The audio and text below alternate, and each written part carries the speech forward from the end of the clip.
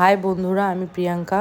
আজকে আমার প্রথম ব্লগ। চলে এসেছি আমি কলকাতা আইপিএল দেখতে ইডেন গার্ডেনে।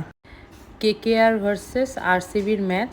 আমি খুব এক্সাইটেড আছি যে ম্যাচটা কে জিতে, কারণ আমার বিরাট কোহলিও পছন্দ আর আমি কলকাতা নাইট রাইডার্সেরও ফ্যান। এখন এন্ট্রি লাইনে দাঁড়িয়ে আছি। অনেকবার করে চেকিং হলো, 2 থেকে 3 বারের মতন। পার্সে চিরুনি ছিল, ক্লিপ ছিল, লিপস্টিক ছিল, ওগুলা বের করে দিচ্ছিল। আর ছাতাও ছিল, সেটা ওরা বের করে দিচ্ছিল। তো কিছু নিয়ে এন্ট্রি হতে পারবো না। তো আমরা ভিতরে চলে এসেছি। আমি আমার কাজিনদের সাথে চলে এসেছি ম্যাচ দেখতে। এটা আমার প্রথমবার। স্টেডিয়ামটা দেখে আমার খুব ভালো লাগলো। আমি খুব এক্সাইটেড হয়ে গেলাম স্টেডিয়ামটা দেখতে। তো এখন এখানে হলো প্র্যাকটিস হচ্ছিলো, মানে ম্যাচ স্টার্ট হওয়ার আগে প্র্যাকটিস হয়। ম্যাচ স্টার্ট হয়ে গেছিলো। তো চলো দেখে নিই এবার এন্ড অবধি কে জিতে। আরসিবি জিততে 1 বলে 3 রান লাগে। তো লাস্ট বল অবধিও বুঝতে পারিনি যে কে জিতবে। ফাইনালি কেকেআর জিতে গেছে, যে দেখে খুব ভালো লাগলো। খুবই ভীষণ খুশি হয়েছি।